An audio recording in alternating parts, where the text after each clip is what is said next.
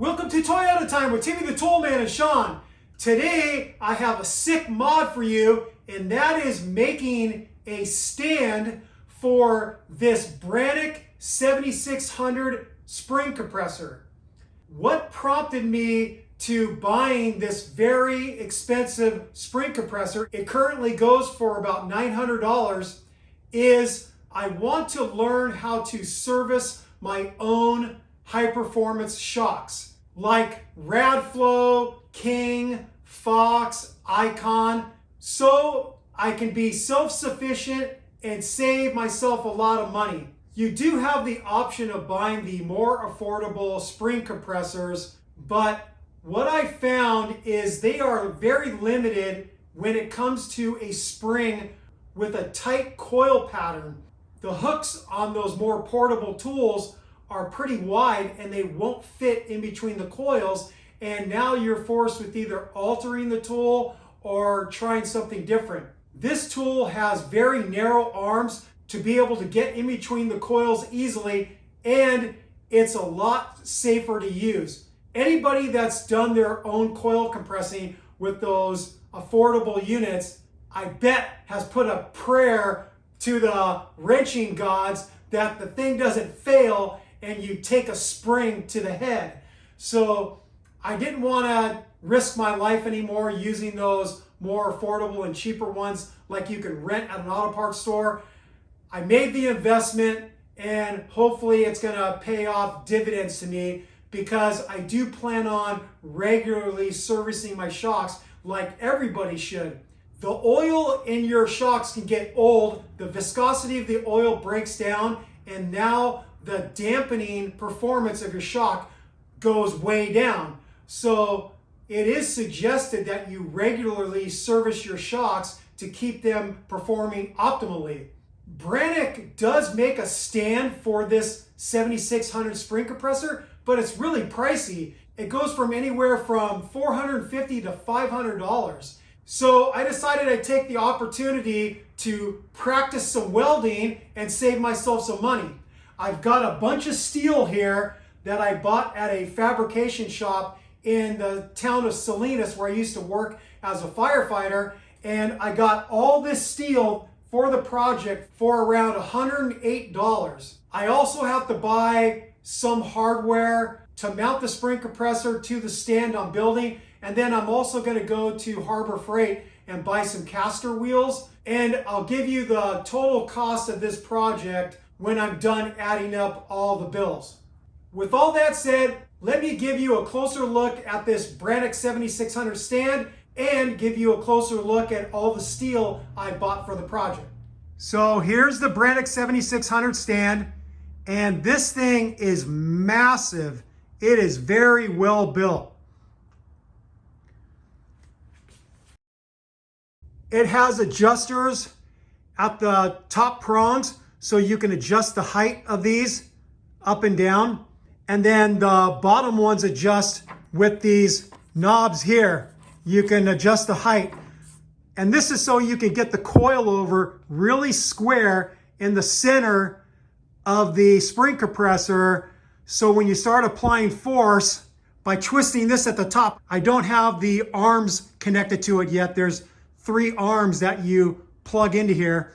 When you turn this, it turns the screw bar and it starts compressing the spring. It's very functional and works really well. These things can compress very heavy springs without any problem. And I'm going to be changing out my front coilover springs that are currently 650 pound. I'm going to try out 700 pound iBox springs and see if that improves the ride quality of the front end of my truck, as well as doing the Radflow shock service to it, and then take it out four-wheeling and see if it improves the ride of the front of my truck. Because right now, I feel like my truck's front suspension is a little bit too light, and that's why I'm going to a heavier spring and making sure the dampening is optimized by servicing it and making sure the nitrogen in the system is properly charged and everything of that sort.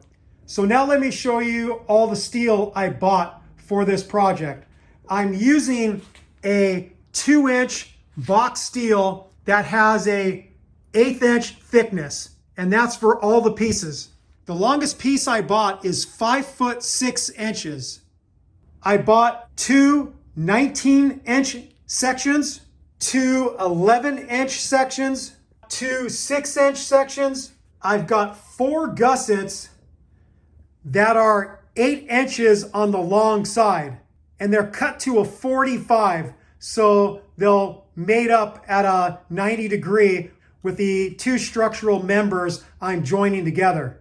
And the short side of those gussets is 4 inches long. And then I have these 2 shorter gussets. The long side is 5 inches long, and the short side is 1 inch long. So that's most of what I bought to make this project happen. Like I mentioned, I still have to go to Harbor Freight to buy some 4-inch caster wheels, and then I have to buy a couple bolts and nuts to mount the spring compressor to the stand, and then I have to buy some nuts and washers to mount the caster wheels to the stand. So without further ado, I'm going to start cleaning up this steel, because as it comes, it's a little bit dirty with oils on it. So I'm just going to take some acetone to all the pieces and clean up all the residual oil and grime off them. And then I'm going to start sanding and buffing the metal to where I can weld everything together. Let's get started. Actually, I decided to use some brake cleaner to clean up the metal. You'll see how much gunk comes off.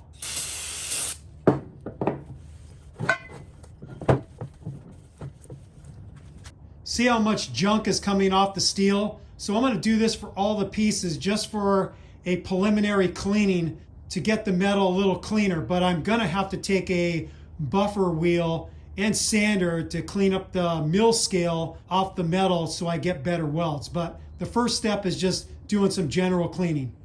Okay, I've got all the steel cleaned up with the brake cleaner, but I do plan on using acetone to clean up the metal before I weld it.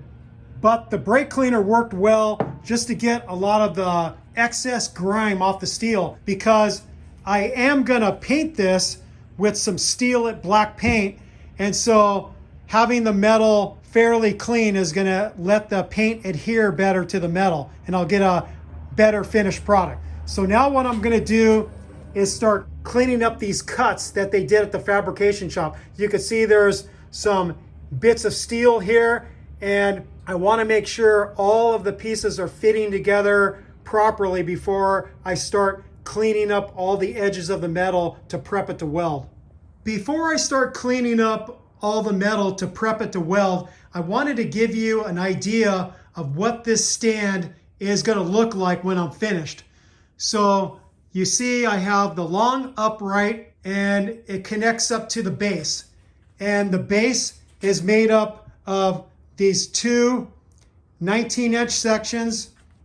You have the 2 11-inch sections, and then you have one of the longer gussets here. You have another long gusset here. For the rest of the base, you have 6-inch section with the shorter gusset, and you have another one on the opposing side. And then in place of where I have these right angle magnets is going to be another long gusset on either side to support the upright. So this is my plan for the design for this stand, and hopefully it's going to work out. So now I'm going to get out my Milwaukee die grinder with some sanding flap discs and some abrasive pads and start cleaning up all the joints in preparation to weld.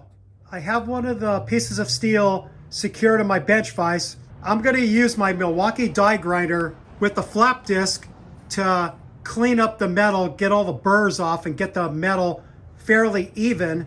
And then I'm going to switch to a abrasive disc to clean up the steel to where I'll get a nice weld. You're going to want to protect your hands with some gloves. You're going to want to have some eye protection. And then you're going to want to protect your ears. So I suggest some ear muffs or some earplugs like I have, because it could get pretty loud and damage your hearing.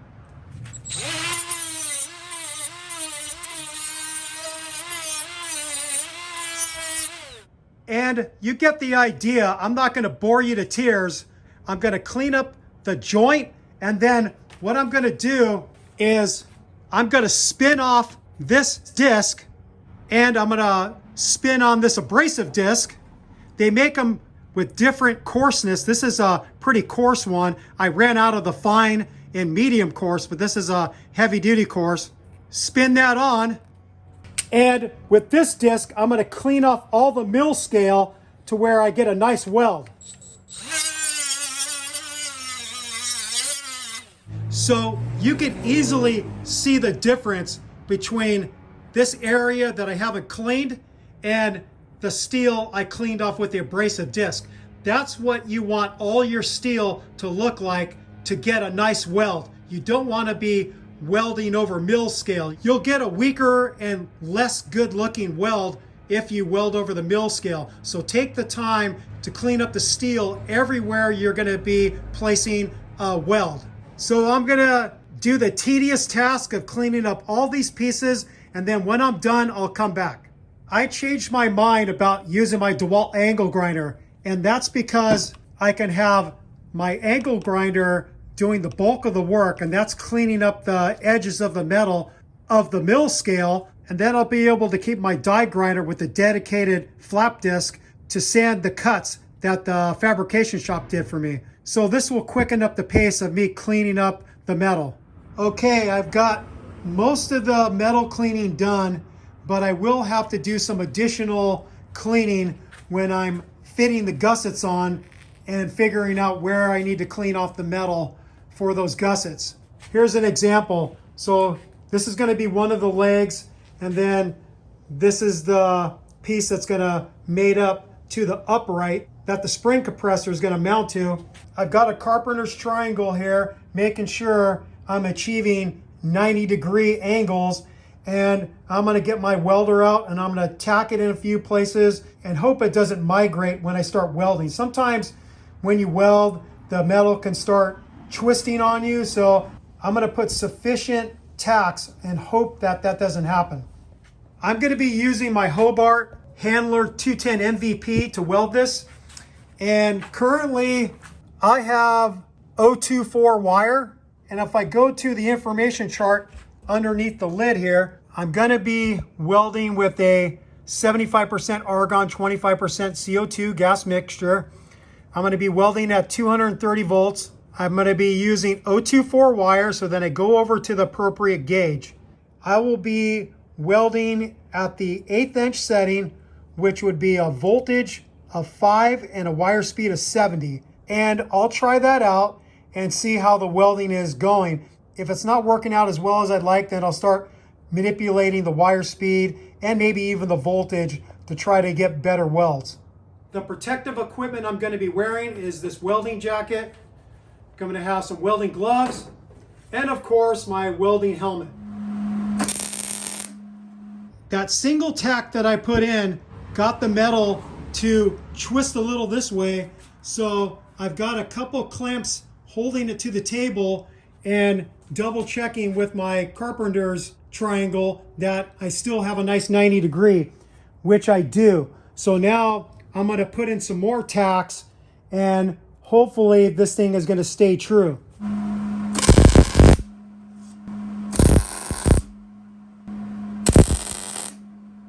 All right, it's staying nice and true at a 90-degree.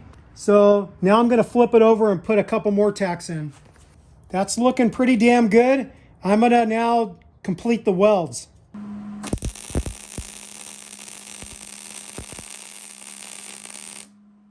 So I don't want to bore you with just watching a bunch of sparks on the screen.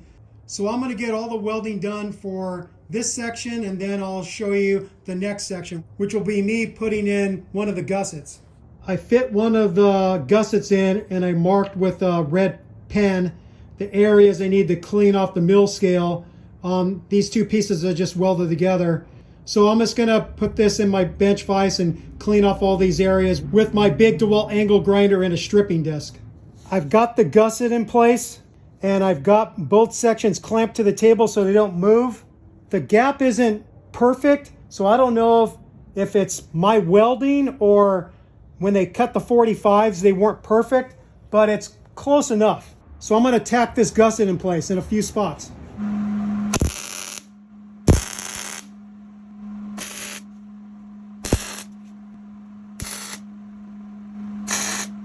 I'm going to flip it over and put a few tacks on the other side too. All right, I have some tacks on this side, and now I'm going to complete the welding. I'm not going to show it because that would just be really tedious and you won't be able to see anything anyways. So I'm going to get all this welding done for the gusset. Now I'm going to work on the back part of the leg and the gusset that secures it to this member right here. So I marked again with my red paint pen where I need to clean off the mill scale on this piece. So I'm going to take it over to my bench and use my angle grinder and stripping disc to clean it off. All right, I'm all done with welding this side of the stand together. My welds aren't professional, but they're decent. I'm not going to win any awards, but it's not going to fall apart either. Here's the other side.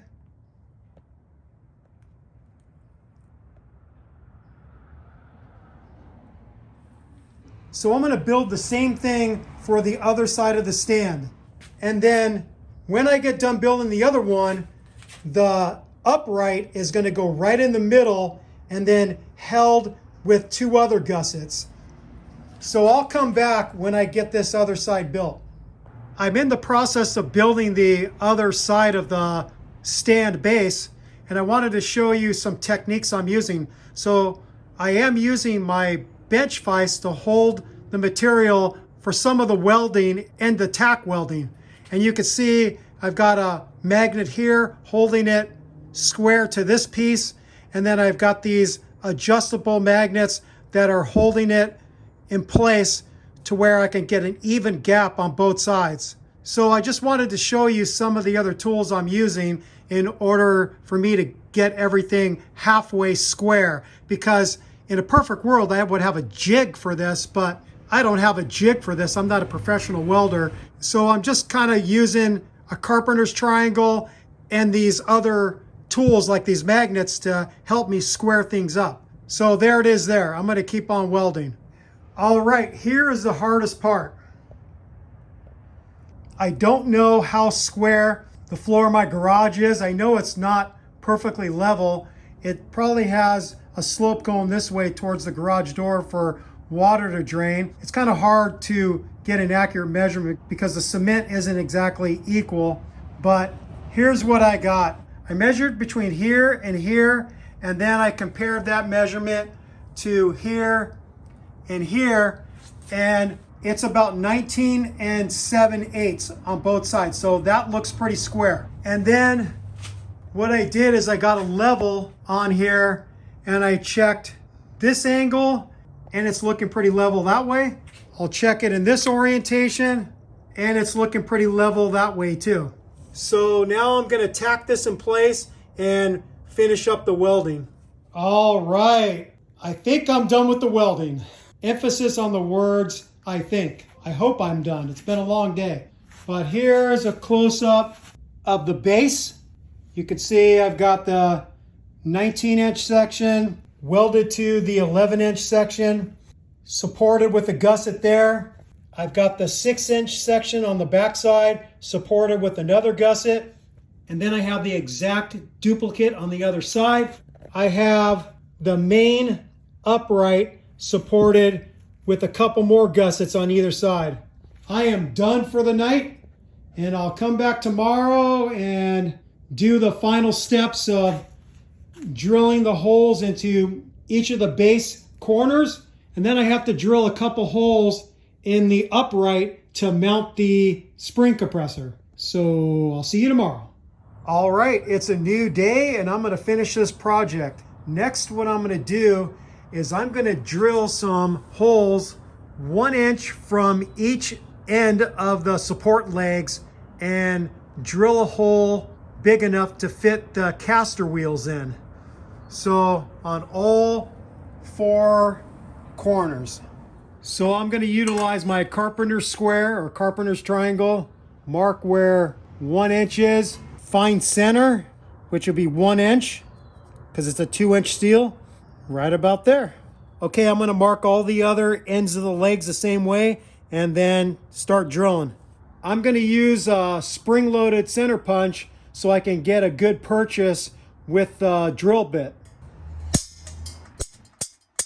And I'm going to do the same for all the other ends of the stand feet. I'm going to use my Milwaukee M12 drill to start drilling the holes.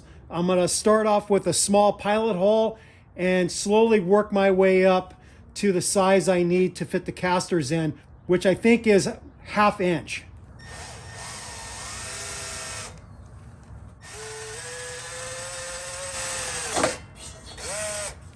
I stepped it up to a 13/64 and then decided to switch to a step drill bit. This will quicken the pace for me to get it to the 1/2 inch size I need.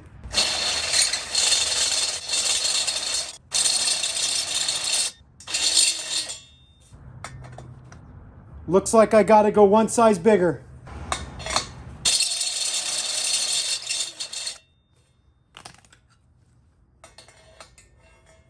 And that's perfect. Let me see if I can figure out what size this is on the step drill bit. It's kind of hard to read because I don't have the greatest eyes. It is 1/2 inch. So 1/2 inch is the proper size for these 4-inch caster wheels that you could buy that have a lock built into it so you can keep the stand steady wherever you end up rolling it to. I did a test fit for the caster wheels and it looks like the stand is pretty level, which I'm stoked. So I'm gonna need to take off the caster wheels for the painting, but I just wanted to do a quick check on that to see how I did welding everything together, and I think I did a halfway decent job. So now I'm gonna drill the holes to mount the spring compressor to the upright. I'm gonna drill the top hole 3 inches from the top because the hole on the Branick spring compressor is 3 inches down from the top. So the top of the stand will come up even with the top of the spring compressor.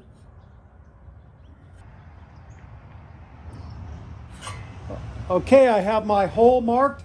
I'm going to center punch it and use the same progression of drill bits to drill this hole because the bolt size for the stand are also 1/2 inch.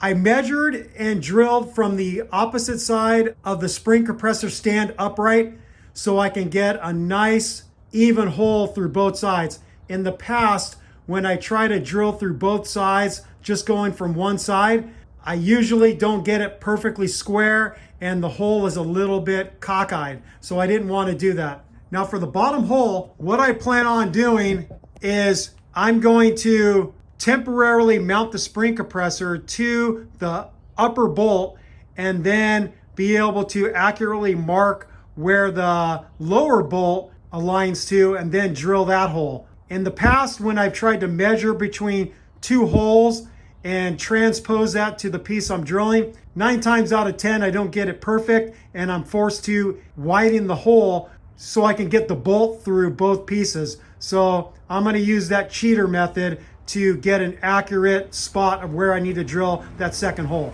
All right, I have the spring compressor partially mounted on the upright of the stand, and I'm gonna mark that lower bolt hole.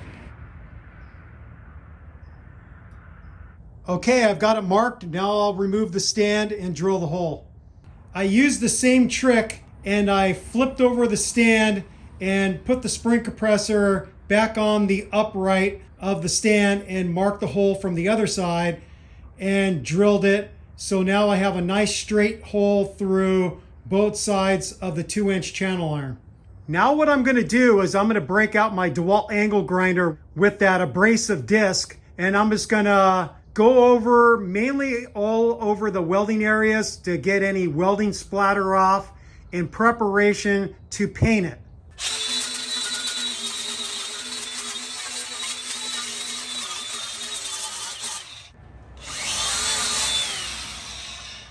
If there's anything not coming off with the stripping disc, I'm going to use my Milwaukee die grinder with the flap disc to take off any welding splatter.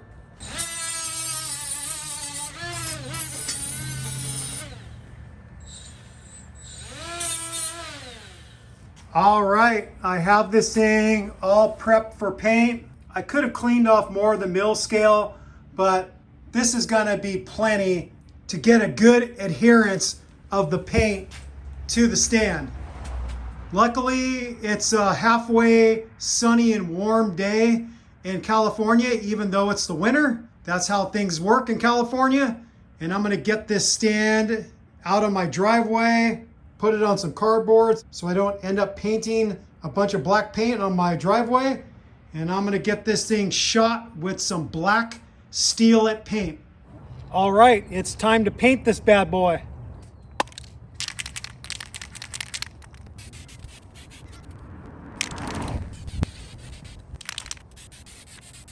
And you get the idea. I'm gonna put some black spray paint on my stand. The paint hasn't fully cured yet, but I am gonna put the casters on anyways. I'm not too concerned if I end up scraping off some paint that hasn't fully cured. So I'm gonna go in with the caster. I'm gonna put a flat washer on it, and then a lock washer, and then the 1/2 inch by 13 thread pitch nut. I determined a 19 millimeter fits onto this nut pretty well, or you could use a 3/4. And that's nice and tight. I'm gonna do the same with the other 3 casters. All right, the final thing I have to do is pick up that heavy thing and mount it on the stand. This thing is pretty heavy, so watch your back.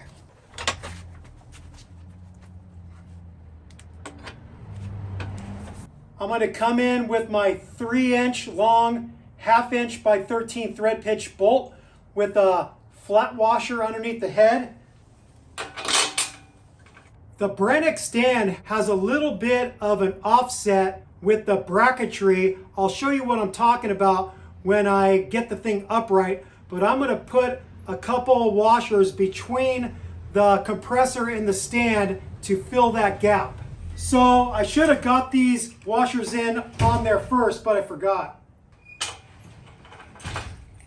So I'm going to have to pick up the stand and carefully put those washers behind there. Or actually, I don't have to pick up the stand. I'll use a small screwdriver to align the washers behind there. Now I'll stick the bolt through. And then I'm going to do the same with the bottom one. And then on the back side, I'm going to put a nut, flat washer, and then if I have enough room, I'll put a lock washer.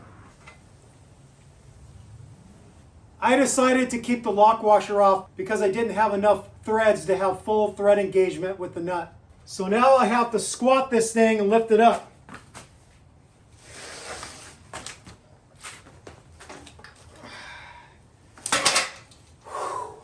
And now I'm going to tighten up the bolt and nut combo using a 3/8 ratchet, 19 millimeter socket, and a 19 millimeter box end on the back.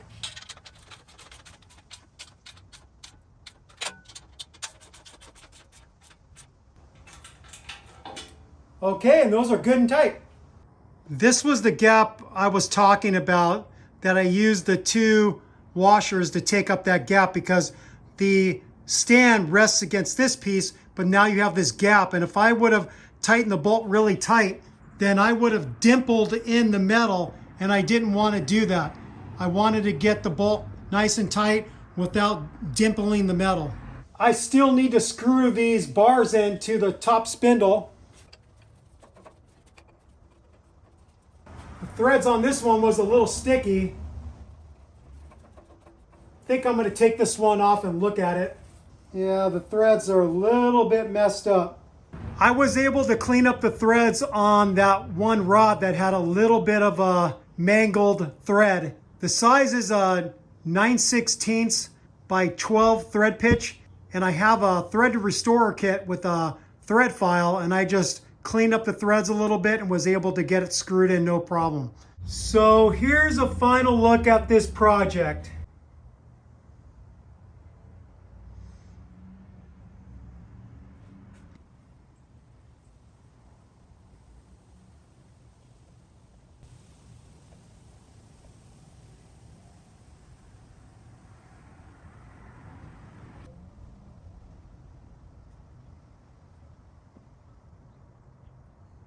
All right, you got your close-up look of the final product, and I have to say I'm pretty stoked how it turned out. The way I built this is I wanted to be able to roll it out easily from wherever I'm keeping it in my garage.